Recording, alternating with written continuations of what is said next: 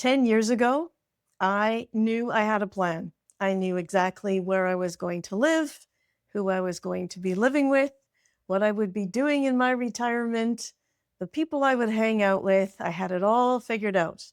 Fast forward to just 5 years ago, and my retirement looked nothing like I thought it was going to.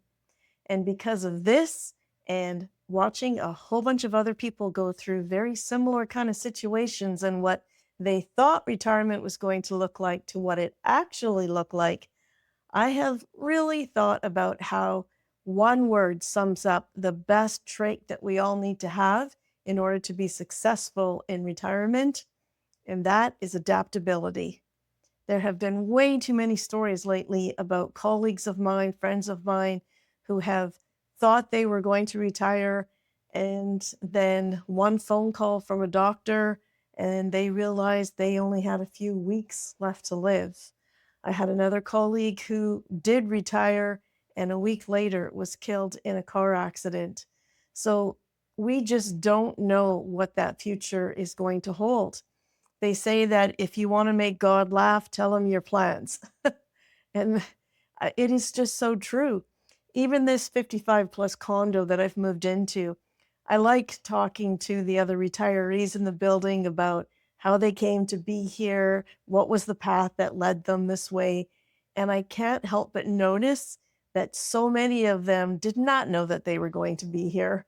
Many of them had moved to other places, like Kelowna, for example, which is such a hub for retirees. And then they moved back because they wanted to be closer to family. Others started off in Newfoundland and now they're here in Alberta again because they want to be closer to family. And I was very similar. I moved to a city that I've never lived in before because I wanted to be closer to family. So, because of all of these retirement curveballs, I really wanted to do a video about how adaptability has been the number one trait that has got me through my first 5 years of retirement. Hi, my name is Lisa. I'm a proud Canadian, a mom, a grandma, retired teacher. And if you're new to this channel, hello, welcome. And if you're coming back, hey, good to see you. So let's first talk about financial adaptability. Too many of us know that we will go into this whole concept of retirement with a really solid idea of what our numbers are, and we've talked about it with financial planners, and we think we got it all figured out, right? But we both know that there are things that are beyond our control that could have a huge impact on our finances. I think about this a lot because my whole retirement is around my investment portfolio. And if for some reason, like the 2008 financial crisis happens again, I worry about that. Let's look at the increase of things today that we did not anticipate even 3, 4 years ago that this was going to happen in terms of costs for housing and groceries and healthcare and gas. These are things that can really impact our financial plans, regardless of how careful we were when building it in the first place. So, building in something like a flex fund, that slushy fund that is just there for unexpected emergencies, could be a health crisis, could be because we thought things were going to cost a certain amount, like our insurance, and it ended up skyrocketing. So being able to cover our bases for emergencies such as that. Also, visit your retirement financial plan annually, not just once, but constantly revisit it every year to make sure that you're on track and that you're doing okay. Also, consider maybe even part time work. And it doesn't have to be something in the line of what you already do. A friend of mine, he was an engineer and he works at Costco in the liquor store because he likes it. Gets him moving. He walks, he visits with people, and it's just extra money that can go into like a slushy fund or a vacation fund or whatever. But it's also very empowering to know that should it hit the fan, you're going to be okay because you've got the backup. Another way we need to be adaptable is through our social networks. I have read in the comments a lot of people saying, I thought that my friends were my colleagues, and I'm realizing that once I stopped work, those friendships really kind of went by the wayside. And this happens to so many people.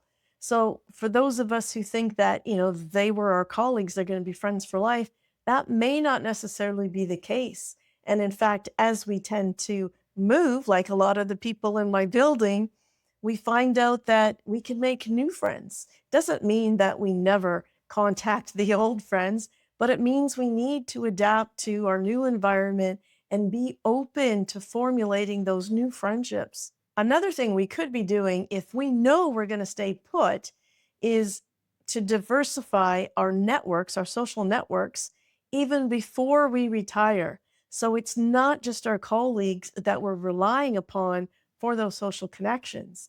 There could be other areas, like we join the tennis club or the book club or some volunteer work or other kinds of organizations within your community. So you've got these connections with other people that have nothing to do with your job. I think it's really important for us to understand that retirement tends to dismantle this social world that we have spent decades building, and to recognize that grief is normal, but we also want to be adaptable and be open to forming those new relationships. Another way we need to be adaptable is through our sense of purpose. What our lives look like at age 55 will not be the same as what they look like at age 65. And that's okay. It's just a matter of evolving and being okay with the changes as you go through them. Adaptable retirees, they will experiment. They'll try different things. If they don't like it, then they try something else, right? But they refuse to just stagnate and stay in their rut. They're curious. They want to see what else is out there. I found some really interesting research from the Stanford Center on Longevity that found that retirees who engaged in encore careers, basically meaningful, purposeful work. It could be a volunteer role. It could be projects that they're doing in their retirement. It could be creating something like a YouTube channel, something that gave them purpose and happiness. They reported higher life satisfaction than those who just pursued only leisure type activities. So they found that many who originally planned for just leisure focused activities were basically feeling a bit hollow after some time. And this just showed that the willingness to revise the vision is what was really the key factor. The willingness to be adaptable and try something different. Yeah, it's okay. Give yourself permission to try something. And if you don't like it, walk away from it if it doesn't fit and try something else. What the research said was that what we should be doing is asking ourselves, what problems do I want to help solve? Rather than, hey, what do I want to do? And the answer to that question helps line us up to a purpose-filled activity. And a huge way we need to be adaptable is with our health. We are not 20 anymore or 40. Physical change is inevitable. As we're getting older, we need to modify our activity, but do not give it up altogether. What research says is that people who really get frustrated because they can't do the same amount of exercise that they did before, they just, give it up altogether. So yes, we need to modify it, adapt it, change it to fit what our reality is at this point. And who knows, with practice and with consistency, we can get better at whatever sport it is that we've decided to do. But what the experts are saying is that what we should be trying to do is moving away from those high impact sports and going into things like swimming or cycling or walking, because these are the things that are going to help us with our joints, with our muscle, and give us nearly equivalent the health benefits that the higher impact stuff gave us when we were younger. And if we do these lower impact activities, the health benefits are significant, especially compared to people who just throw up their hands and say, well, if I can't do what I did before, I'm not going to do anything altogether.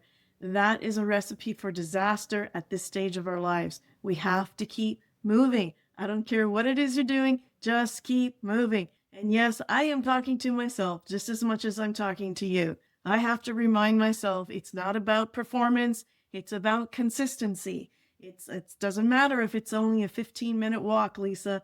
15 minutes is better than nothing. And it doesn't have to be a 1 hour Zumba class. It just has to be some kind of movement that I enjoy at this stage of my life, at this weight, because I'm heavier than I should be. And it does not have to look like it used to. Just move. So pulling it together, financial adaptability, it helps bring us security. That social adaptability, it helps keep us connected. Purpose adaptability keeps us feeling alive inside. And physical adaptability keeps us moving. None of these require perfection. They just require a willingness to stay open to what's coming next. Because if there's anything I've learned in this last 5 years, is that the retirement that we imagine doesn't necessarily become the retirement that we are given. So the question isn't whether we can predict it, because really nobody can. The question is whether we can meet the moment when it actually arrives. So I want to hear from you. Please drop in the comments, what's one thing that changed your retirement plans that you didn't see coming? And if you found the video helpful or interesting, please consider giving it a thumbs up and maybe even subscribe, because it does help channels like mine. And in the meantime, have a wonderful day.